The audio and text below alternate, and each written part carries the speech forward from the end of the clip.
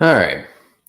I was going to preview or give my first look for Friday and Saturday, but in their infinite wisdom, it's Tuesday and we do not have the pricing. It's reservation only so far for the Friday kickoff. We'll be playing that. Some interesting games that they included in this one, but I guess tomorrow I'll end up having to do the Friday slate first look potentially. I don't know. It's going to be all over the place. So instead, we have Saturday. We got the turkey hangover. We got 100K up top. Another shot at this thing. So we'll just do this one for today since we have it. 60.5 over under for Baylor Houston. 31.5 surprising favorite for Baylor. I have bet Houston already.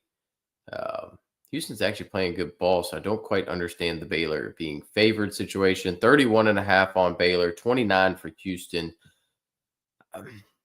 Houston's pass defense has been good, man. Like I don't know that I love Sawyer Robertson in this spot. He's always live at 8,100. Like 8,100 is a very fair price on him. He's always live to throw for 400. Always live with this defense to have a shootout in here and have a ceiling game. Usually 20 points is his kind of bread and butter. So Connor Weigman, though, at 8,800, I'm really going to like taking on a Baylor team that if, let's just say, Baylor keeps this one close or gets out to a lead, it's going to fall on Weigman. Weigman played absolutely terrible last week. Still managed 27, 28 points. So I prefer Weigman by a country mile over Sawyer Robertson in this spot. I'll be interested. I might play some game stacks here, given the close spread and the high over-under. But I'm going to prefer to lean towards Weigman for the extra 700 for good reason. Now, if Weigman fails, the only way Weigman fails is if Dean Connors just absolutely eats. Connors is good out of the backfield. He's going to have you a nice little floor with his pass receiving. He struggled to get to the 100-yard mark of late. Hasn't scored a rushing touchdown in a while, but it's in there. So I would say he's more of a GPP play maybe. Just because Weigman's rushing is kind of taken over to an extent. He's kind of had more rushing yards, been their leading rusher over the last X amount of weeks. But Connors can still be a 100-yard guy here at 6,500. So he's definitely going to end up being in the pool, and he's definitely going to be a guy that I end up liking as a pivot off of Weigman. Bryson Washington, still not there. I mean, I think I'm just in full fade mode. I did take a couple shots last week. 5,300 is a great price for him. This is not a cushy matchup, so I'm not super interested. Arizona was a decent matchup. It's just there's too much splitting going on. I'm out on Washington. I would play this game through Sawyer if I'm going to play the Baylor side, and if I'm playing the Houston side, it's usually going to be through Connors or Weigman. And then you can obviously, on the Houston side, it's a super concentrated route tree. Amari Thomas being the best of the bunch. You want to take shots, go right ahead. I think it's a great play as usual. And then Tanner Koziel was terrible last week, but we don't get the discount. Baylor's not particularly good. This is a matchup of the two best tight ends in the country with Tanner Koziel and Michael Trigg. They are 1 and 2 in fantasy points for the season at the tight end position. So Trigg, I think, being the best of the options on the Baylor side, but Cameron's fine. Oh, I would play Trigg 100 times out of 100 over the Ashton Hawkins, Cole Wilson combination, because God knows what you're getting out of them. So I think it's very viable to game stack this even. and I probably will in a single entry with Weigman, and then you can decide whether you want Connors or not. But then it's obvious if you go with Sawyer Robertson, I would go Cameron and Trigg. Those are the obvious two stack partners there. I'm tempted to say I would go Weigman with Connors and then Kojul over Amari Thomas in this spot, but you could also do a double wide receiver and then figure it out from there. On a shot play, one-off spot, Kobe Young, ever since Stephon Johnson has gone down, has been the second most routes run of any wide receiver. It hasn't led to any production for the most part. We saw signs of life in this West Virginia game, but they were trailing. I don't think they trail in this one. I still don't understand. Like if I'm making a parlay, Houston is money line is 100% in there this week. So I probably will throw a little parlay together. I've been having some good success with those, but Houston money line 1000% is a play for me personally. Texas Tech taking on West Virginia. It is always tough to play in Morgantown, specifically late in the season. Texas Tech's going to beat the snot out of them, though. Texas. Good morning, Myron. Mr. Kid, as we will say. Since now I've got it burned in my brain every time I see that picture that is Myron. And even though he's changed his name, now it's throwing me off to an extent when I go to read it. West Virginia is going to get smoked. You can't play Scotty Fox. There's a lot of times you can, but this is not one of them. This is the last time we will have him on a slate this year because I'm pretty sure they're not going to be bowl eligible, or I don't think they're bowl eligible. Bayron, I've got Bayron on the cover, but that's mainly because it was the easiest picture for me to pick now that I switched from being able to do both days into one day. I don't think Bayron's in play, not at 7,700, not on the road. They're going to run the football because they can. So Dickey and Williams, they finally priced up Williams. I mean, you're kind of shot playing here. Dior Hubbard being out. I mean, gee whiz. Dude, has any team had worse injury luck in their backfield than West Virginia? Like Jaheim White, great player. Edwards is a good player. Hubbard's been playing well. Now it's down to Sincere Bowers. I don't even care that he's 4,200. I don't think I would play him. It's just too tough of a matchup. Maybe if nobody else is even close in price range, maybe you could go there. But we're looking at a 38-point team total for Texas Tech, 14.5 for West Virginia. West Virginia cannot throw the football well enough to keep up and to play from behind, so it doesn't make sense to go there. Maybe Scotty Fox could get there on volume, but like look at his pass numbers. I mean, you're looking at 60% completion percentage. I think you're probably max getting 200 yards, maybe a touchdown. He does have a little bit of mobility, but he's going to get killed on the sacks. That's going to be your problem area because David Bailey's going to rack up 3 or 4 of them suckers in this one. I think you lean on the Texas Tech run game in this spot.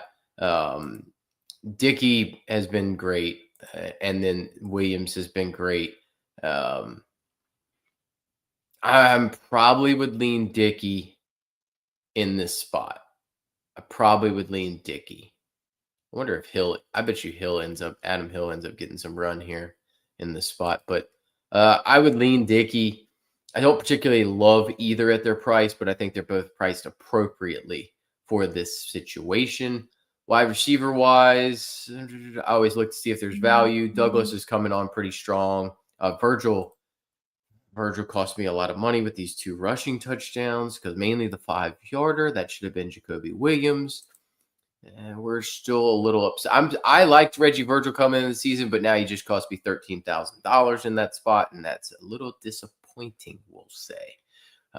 Mainly because Jacoby Williams could have scored a touchdown there. Coy Eakin, definitely the best value at 5,200. But even then, they've been spreading work so much. Cam Vaughn is the leading wideout for West Virginia. I don't love that. If I was taking a shot on any West Virginia player, it would be Jeff Weimer. He had a long touchdown. Otherwise, it was 2 for 15. You kind of got to discount that and say, okay, if he had 2 for 15, we're pretty angry.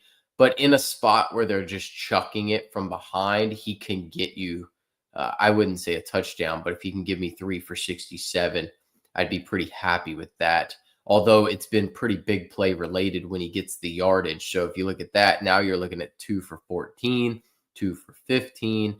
It really comes down to if he hits a big play, I guess. And I don't particularly think that he can.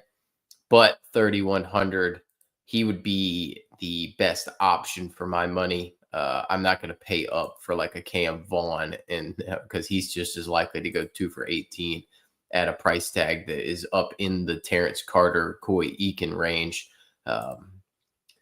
Yeah, they're just priced up a little bit more than I would prefer in this spot. All right. Miami taking on Pitt at Pitt. I like Pitt in this game outright because Mario late in the season tends to crap the bed. Mason Heinchel is playing very well. I liked Heinchel last week. He did not run the ball particularly well. He took too many sacks. I think there's rushing floor here, though. Granted, Miami's defensive line is actually very stout. I don't think we see a Notre Dame-esque game here. I don't think we see a NC State game. I'm kind of hoping for, I would say something in the neighborhood of this Georgia Tech game with like a 20-point outing. I don't know. I don't know that I love Heinchel here. I just think they are able to compete in this spot. Oh, boy. All right. I'm never going to play Carson Beck here. Oh. All right. I'm moderately tempted because of the fact that Pitt's pass defense is the weakness of the defense. The run defense is pretty stout. How stout will it be against this offensive line? I do think Miami's offensive and defensive lines are some of the best in the country. 6,400 is not an awful price. I just can't trust him to run enough. There's probably some better spots on this slate, definitely, to take advantage of. 6,400 is not unreasonable. If it was last week's quarterback pricing on DK, he would be 4,400 based off of what we saw. And reminder, I didn't like Kyron Drones last week. I'm just going to point that out again because everybody was on it at 4,800, and I said that was a terrible play. Arch Manning, pay up option, very good. Arch Manning and my guy, what was his name? Pavia. Yeah, that was a good double right there. That worked out pretty good. Des Reed, no, I can't. He's just been too banged up. You'd be buying into the player he was, not the player he is. Fletcher is now back. They did ease him back in and split work. I think we see a full dose of Fletcher this week. So Pringle's out of the picture for me. Turner was the best option for these guys last week. I still think Miami's too good along the line of scrimmage, although Pitt does run the ball pretty well. I'd think about that one. Fletcher, I think, finds tough sledding here. I think you're looking at like a Florida State-esque line. Maybe he could get there. I don't know. He would be the preferred option out of that backfield for sure, and probably preferred over Turner in a game with a 50 over-under. Probably a 4 touchdown projection on Miami. You could definitely see Pringle get 1 on limited yardage. Fletcher get 1 or 2. Beck both for 2 maybe. So I think that's how they get there. Tony priced up as he should be. We were off him last week, or I was off him last week to an extent. Just still unreal, like 12 for 146. He's going to get so many touches that it's hard not to have some interest there. Kenny Johnson had the big week last week. Kind of felt that he would be the best option. He's played pretty well with Heinchel. Poppy Williams is going to get a good amount of targets as well. They're the only 2 you can consider out of that offense. I think Daniels is still priced up too much for me at 5,200. I'm not a Daniels fan anyway. I still think Keelan Marion is, I mean, 3,400. Like, just keep plugging and playing, man. Like, it's like people don't realize. I understand that early in the season, he didn't have monster games, but he's been on the field the most out of the bunch. Every game that I've seen in this stretch since my SMU, when Daniels missed, like Daniels has been out there, but Marion is the clear number two. He's been on the field the most out of the bunch. I'm not a Josiah Trader guy personally. Just don't think he's that good. Ever since he popped against SMU, it's been all Marion all the time. Hicks will be on the field as the slot option. I just prefer Marion. I will take some shots on Keelan Marion for sure. He's definitely going to be a top value option. Lofton's caught touchdowns, but that's it. So I'm out there. I'd much prefer to play Keelan Marion in this spot. All right, the game. So I'm always going to bet Michigan as a dog in this spot because, well, they're at home and they've won this thing like 4 years in a row, even when they could have gotten blown out. I think it's an alt line situation. You either bet Michigan money line or you bet Ohio State to win by a lot. 44.5 over under in this one, 27.5 for Ohio State, 17 for the Wolverines. You can't play Julian Sand, or I'm not playing Julian Sand. Personally, I don't think he's playing that well right now. And that's kind of what you've seen mainly because his wide receivers have all been missing, but they're not going for Heisman numbers.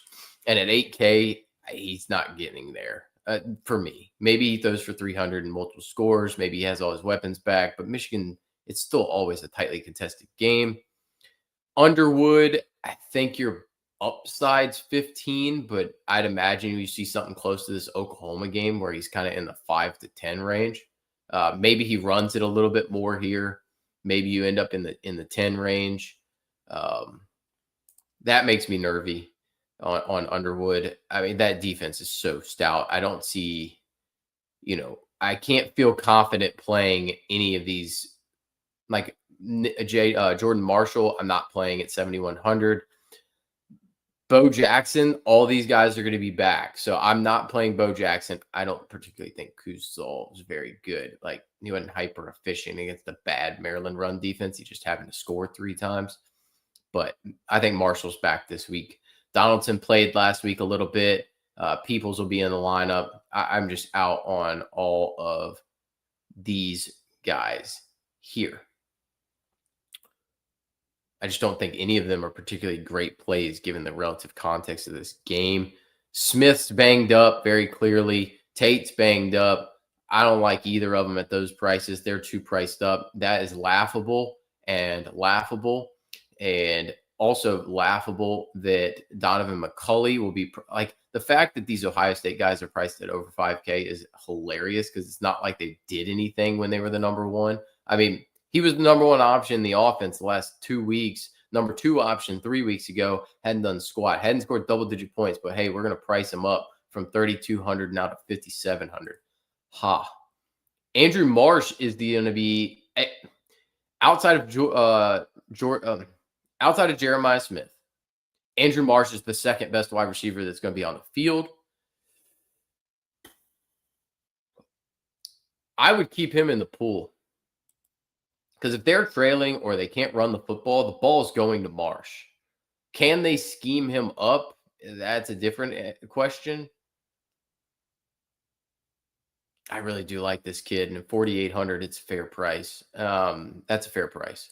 Max Clare was the top option last week. He has 5 or more catches in 4 out of the last 5 games. Let's see. I'm not exactly certain about the 4 Wisconsin. All right. He has 4 or more catches in 6 of 7. I mean, the floor is pretty good for 4,500. He finds the end zone.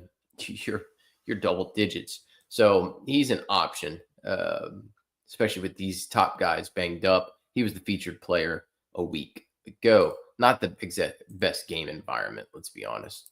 All right, Arkansas taking on Missouri.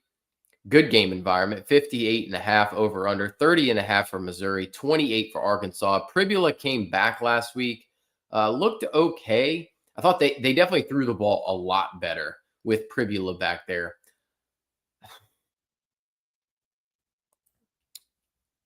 I'm moderately open to it, given them, but even then, like Taylor Green's kind of run out of steam.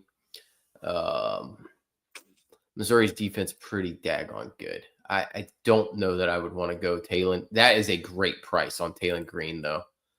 I'll think on that one. I'm gonna think about that one because 6,900 for Taylor Green, by comparison to Bo Pribula, is a really good price tag. I mean, Ahmad Hardy's probably the jam of the slate. You know, Keywan Lacey dominated Arkansas. Everybody kind of dominates Arkansas on the ground. Keywan Lacey, we know, is going to get 20 carries.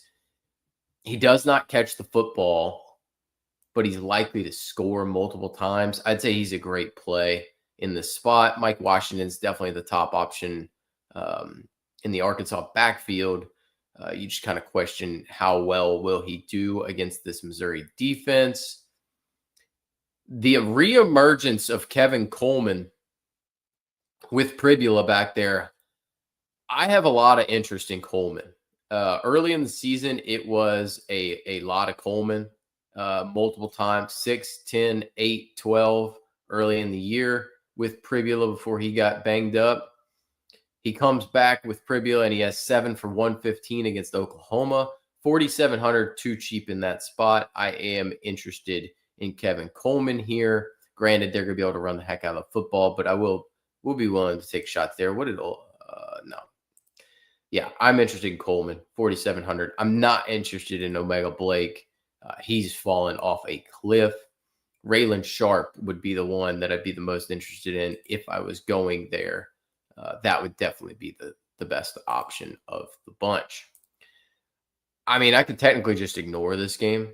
Oklahoma LSU has a paltry Big Ten-esque 36.5 over under, 23.5 for Oklahoma, 13 for LSU.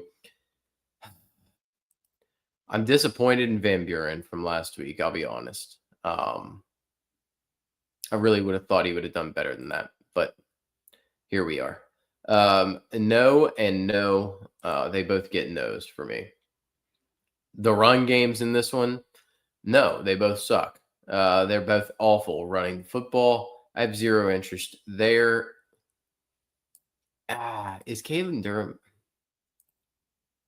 I mean, I can't realistically, I don't think Caden Durham probably plays at 4,600, which is, I would guess, going to meet Harlem Berry's 5,100. Heck no, I'm out on all of that. Satania's playing the best out of the bunch, but the LSU secondary is pretty decent. Like, Satania's live for an 87-yard touchdown at any point in time, but no. And then these guys are just all just trash. I mean, all of it's just garbage. Like, Deion Burks, man, they don't use him. Kanak, kind of blah ever since the start of the year. Like, just ignore this game. Just it doesn't exist. It doesn't exist. Just ignore it. Do not ignore this game. Vanderbilt, Tennessee, 65.5 over under. 5 points better than the Baylor game, which is the second highest on the slate. Only 2 in the 60-point total. Tennessee projected at 34. Vandy projected at 31.5. This feels like I just am going to do it. 9,600, Diego Pavia. They want the Heisman. The man's getting Johnny Manziel-esque play. Johnny back in the day was 11K consistently, 11.5, 11.2, and you played it anyway. You know why? Because he was going to drop a 50 every week.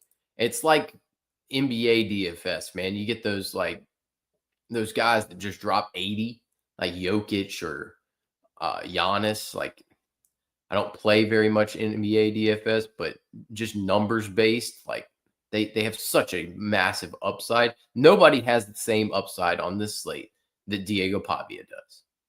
So you play Pavia. This game, I mean, I don't think Aguilar's very good, but he can throw for 300 and multiple scores. So he's in play. He's not my favorite quarterback, but Pavia is, ooh, buddy.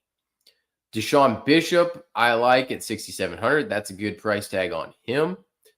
He is playing very well. Peyton Lewis was out last week.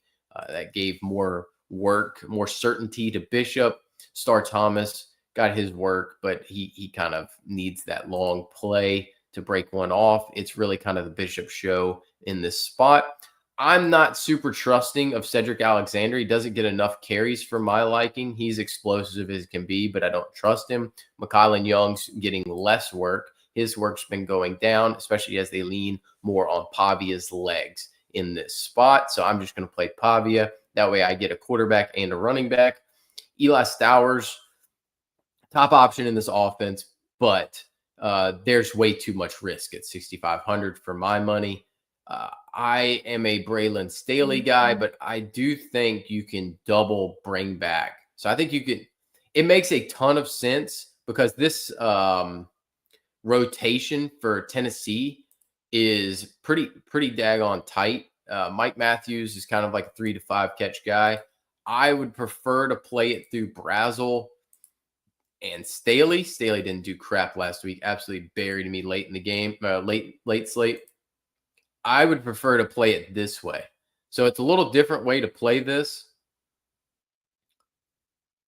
And you get Pavia and you bring it back with Brazel and Staley, and you don't play Aguilar. I don't think you have to play Aguilar because of the concentrated rotation here. I actually kind of like this. Cheryl is live for a blow-up game. Richardson's live for a blow-up game. I mean, they're in play, but they are expensive by comparison. So I don't know. I'm gonna have to look at routes and stuff like that. But I'd probably prefer one of the wideouts more so. But Pavia by himself is perfectly acceptable just because he's live to run for 3 touchdowns and throw for 1 or 0. So I'm way in on Pavia because of his Heisman campaign-esque. And then I like playing the double bring back on the wide receiver side for Tennessee, or one of the wideouts and the running back. But you're going to want pieces from this game, no doubt about it. And that all starts with Diego Pavia. Cincinnati traveling to TCU. I kind of like Cincy in this game. I don't know why they're a dog. I mean, I don't know why they're a dog because it's at TCU. They're saying it'd be an even or slight favorite towards Cincinnati if it was neutral. 30.5 for TCU, 27 for Cincinnati, 57.5 on the total. Hoover, you know what? I think Hoover's in play at 66 here. 300 yards probably in play for sure. Cincinnati not the best pass defense. Sorsby's been running more, threw the ball pretty well last week. I'd be in on Sorsby at 86. Hoover, man, that price stands out at 66. That's a pretty good price tag on him. Barnes has been banged up and missing games. That's led to Battle, Payne, Palmer. Like everybody's getting touches. Denman even ran for a touchdown a couple weeks ago. He had 11 carries last week. Good gracious. Who would have seen that coming? Tyree Walker and Evan Pryor kind of split work. They're both pretty explosive, but they just kill each other's value, which sucks. McAllister, 1,000% the top option for the Horned Frogs. I do like him, so I would be interested there. Manjack, I called the revenge game. He got it. Who's shocked there? Cyrus Allen, definitely the best option in the Cincinnati offense. But that is not to say Jeff Caldwell is playing pretty good ball. He's not getting discount this 5-target game because Caleb Goody was out, or 5-catch game. Most of the time he's going to be 1 to 3 catches. So playing 4,100 is a bit nervy in that spot. Goody came back last week after missing the week. 4 catches on him. He's an outside guy. He could be in play. Don't particularly love him. Joe Royer can pop off every once in a while. TCU is actually pretty terrible at defending the tight end. So I would have interest because he does have, he has big play upside. So 3,500 for Joe Royer. I do not mind him as a part of these game stacks for this one. Oregon taking on Washington. All right. This is going to be an interesting one. So 51.5 over under, 29 for Oregon, 22.5 Washington. I'm a big DeMond Williams guy, but he's going to complete a high percentage of passes. It's what he does.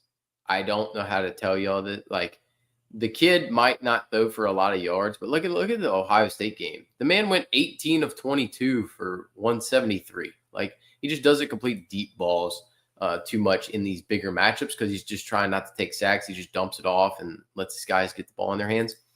So I'm not super interested there. Dante Moore is playing lights out right now. It's just he doesn't particularly run the football. He doesn't throw up big numbers. There's so many good pieces around him.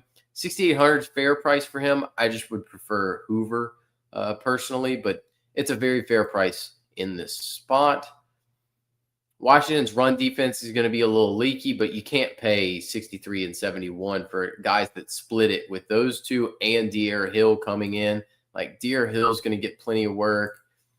Davison and Whittington both split work. I'd prefer Davison if I was going to take any of them. He's more of the goal line back, but I don't love any of them in this spot.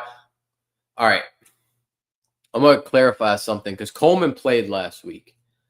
And he doesn't have anything there. And he's 6,600. Matchup's terrible anyway, which kind of sucks. Because if the matchup wasn't terrible, I would be laughing all the way to the bank if people played Jonah Coleman. Jonah Coleman had a brace on his knee and looked awful in this game. I was one of the only people watching a Washington UCLA game at 11 p.m. Central Time. They force-fed him the ball around the goal line to get him that touchdown, and he barely could walk to the sideline. So he's not healthy. He might be active. He might play because it's the last game, all that type of stuff. He's not going to do anything. It's going to be the Adam Muhammad show. Now, terrible matchup. It's also senior day. It's at home. Coleman's going to play, but he's not going to actually play. He'll just be suited. Muhammad's going to get all the work. At 5,200, I don't think I could play him because of the matchup, but we know he's going to get the work. Just clarifying something there. I don't know that Boston will be back either. Maybe he is, maybe he isn't. I don't think you could play him in this spot. Roebuck was impressive, but he did not get a lot of targets early. I will say if I was going to take a shot on a player for Washington, and let's say Boston's out, like he's expected to play, yada, yada. We'll see. If I was going to take one shot on a Washington player, it would be – no, it wouldn't be. I was hoping he was going to be 3K. So never mind. Because they were taking deep shots to Audric Harris, especially early in this game, and then they kind of started to force feed guys. So, like, Roebuck got force fed at the end of this one. They were trying to get him 100 yards, just like they were force feeding Coleman at goal line. So it's like a very weird dynamic. I don't think I'd play any of the Washington pass catchers based on that. I still don't know that Decorian Moore comes back. Still looking very smart that I nailed that report. Gary Bryant maybe comes back, maybe doesn't. I mean, Sadiq. Come on. You just got to you got to have a ton of interest in Sadiq at 5K. I will be in on Kenyon Sadiq again at 5K. He's just by far and away the best pass catching option in this Oregon offense. Penn State heads to Piscataway. 56.5 over under, 35 for Penn State, 21.5 for Rutgers. Okay, we got something here, boys. We got something. Rutgers' defense is awful. I'm not going to play Grunkenmeyer because they're not going to need to use Grunkenmeyer. But Kaliak Manis, the Greek rifle at 5K, taking on Penn State, who we'd have to kind of question what they're doing. They are fighting for bowl eligibility. Penn State is, so that's interesting. And they're probably going to win this game. But I would imagine I got to feel pretty good about the old Greek rifle in this spot at 5K. That might be my pairing with Pavia. Might be Cali McManus. That's a really nice. That's a better price situation than Kyron Drones was last week. Very similar to my Cutter Boley play. Cutter Boley, by the way, he was a very good play. He got knocked out of that game at one point and threw a pick at the 1 or 2 yard line. And he ended up throwing for 2 touchdowns. 300 yards and 3 touchdowns was in play in that game. He would have been an optimal play even then at that point. But everybody exploded, but he was an optimal play. I'll just say that it was good process, bad result. Katron Allen is the top option at 85. I'm not playing Nick Singleton. I refuse to play Nick Singleton. I know he scored twice last week. Don't care. Give me Katron Allen, 8,500. Keep riding the donkey. 30 plus the last 2 weeks. The man's just absolutely dominating. You're not wrong. If Emmett Johnson can get there, Antoine Raymond can as well. Antoine Raymond is just a great player. He's just a very good, very talented, underrated player that nobody talks about. 5,700, not a bad price on him. I'm still probably going to end up playing the Greek Rifle. There's going to be quite a few of this. There's going to be a few of these being played. Ian Strong. I prefer Strong to Duff. That's personal preference. But I think Duff's also in play. I'm not a Sheffield guy. I'm just not a DT Sheffield guy. Man's had so many issues. Between his 3 steps, he was so good at North Texas and so bad. Like he quit Washington State, goes to Rutgers. He's the number 3. So I'm going to have a few of these teams right here for sure.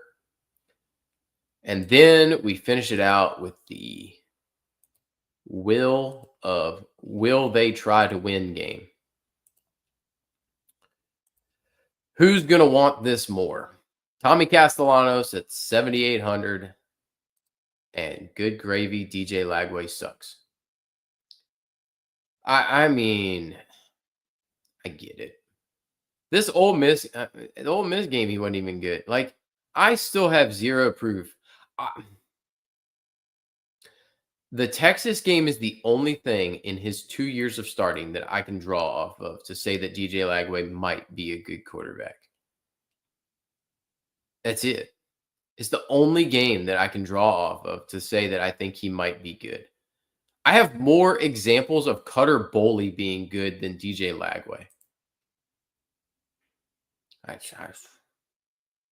I'm just saying. I have more examples of Michael Van Buren being good than I think DJ Lagway. So that's kind of where we're at. I don't think I can pay 7,800 for Castellanos. It could very well come out of there and be fine. Maybe I'll play a little bit here and there, but he doesn't stand out as a guy that I'm going to be playing in this contest. I'm going to have 4 entries in this thing. He's not going to be in one of them. I'll probably end up with 3. Yeah, exactly. Tommy Castellanos is going to NFL Europe, yeah, maybe. Or you know what? Arena League would suit Tommy very well. Although you're right that the CFL does fit him. Why? Why do they got to make my guy 7K? I'm still going to die on the hill that I think Jaden Baugh is the best running back in the SEC. I know Ahmad Hardy's playing very well. There's a lot of backs in the SEC playing. Keywan Lacey looks good. I still think Jaden Baugh is the best of the bunch. He does not have any help, and he still looks good. Florida State, not particularly good stopping the run. Hollywood Smothers was decent against them last week. I like Jaden Baugh at 7K. I'm interested. It is a little bit more than I want to pay. I'd love to be able to pay 6K. He'd be a lock at 6K. 7K is kind of less interesting to me. Singleton sat out last week. It's kind of gone towards him. I just don't think you can trust any of these guys. Like he sat out last week, and then Chroma got 4 carries. Everybody kind of thought, "Oh, it's Chroma time." Chroma's just not playing well. I don't think you can trust Sawchuk. I mean, Lucas is a gadget player, so he's a no. Like Cam Davis is never going to play again for this team because he just does not fit this team whatsoever. Doesn't fit the run scheme at all. Roydell Williams came back from the dead for 7 carries. So I'm just out on all of them. That running back room sucks. If you're gonna play one guy on Florida State, it's definitely Deuce. So I'm open to playing Deuce for sure at 6,400. He's kind of like a single piece. I love you know what? That's kind of the way I would play this. It's a skinny stack. Deuce with Jaden Ball would be the skin. It's expensive, but in a game that's projected at 51.5 with a 26.5 for Florida, 25 for Florida State, the only way those teams get there is if Deuce scores 2 touchdowns and Ball scores 2 touchdowns. That's kind of how they get there. So I'm interested in both of them. Danzy's been like just non-existent lately. Vernell Brown has been banged up in and out of the lineup. Sturdivant is just kind of he's a jag. Pittman is live to steal a touchdown here or there, but no, thank you. I mean, I don't. They're not even using Mizell right now. Abrams is getting run. It's just weird, man. Things are getting weird out here for Florida. I'm pretty certain Ball led the team in receiving last week, so like that would be the skinny stack for me, which makes it very easy if you are willing to play back the Kayak Manis stuff. You can do singles or doubles. Let's just single it there. Let's go grab Pavia. Why not? So yeah, I mean, it's easy to slap some of this stuff in here. Lots of ways you could play this slate. I will probably break down the Friday DK slate tomorrow, provided it comes up. I'm assuming it'll come up tomorrow. I'm probably just going to hit the Friday FanDuel, but I'll probably only hit that as a player pool builder. I don't think I'll do a first look on the FanDuel slate if I was to bet, just because of the way things are going to go this week. There's just so much more money available on DK that it makes no logical sense to spend a crap ton of time on FanDuel. The Friday slate is absolutely disgusting on both sites. Definitely on DK. DK's Friday slate is just disgusting, but I will find it more important for me to talk about that slate. Yeah, they always do. I never get it, but they do. So I'm going to talk about the DK Friday slate when it comes up tomorrow, and that'll probably be the first look show tomorrow, because it's going to be more prudent for me to talk about that because there's a lot of teams that none of y'all might have played before.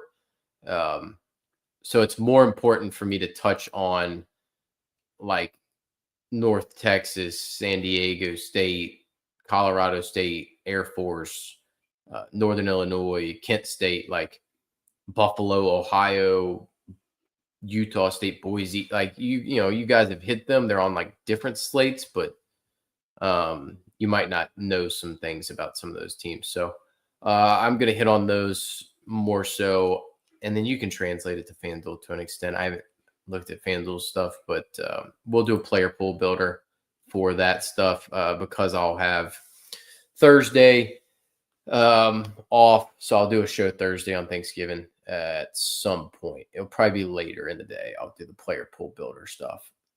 And then Friday morning, we'll do live before lock. Saturday morning, we'll do live before lock. We'll do double live before locks this week because I don't know when I'll have my projections done or anything. That might be on Thursday. I might do them. And then maybe we'll just have the Thursday night mega show with all of the player pool stuff. So that's probably where I end up. Be a good chance for me to get away from everybody that's going to be at the house. And that will be optimal for me. So good luck tonight on what should be the last Maction. This is the last full slate of the year. Don't worry. I will have I'm gonna definitely do some stuff for bowls, particularly the weekend stuff. But what I will tell you is that the weekend bowl slates, I will do stuff for the weekday slates, but I'm not gonna be able to do it live before lock style.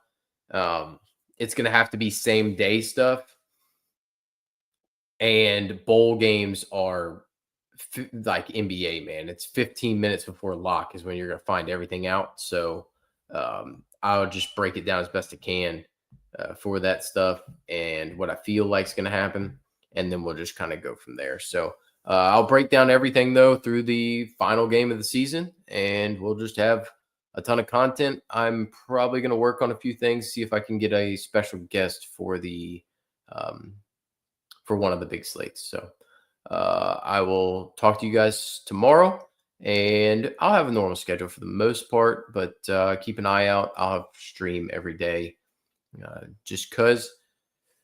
Got to keep grinding out the last full slate of the season before we get into conference title slates next week, which I will be having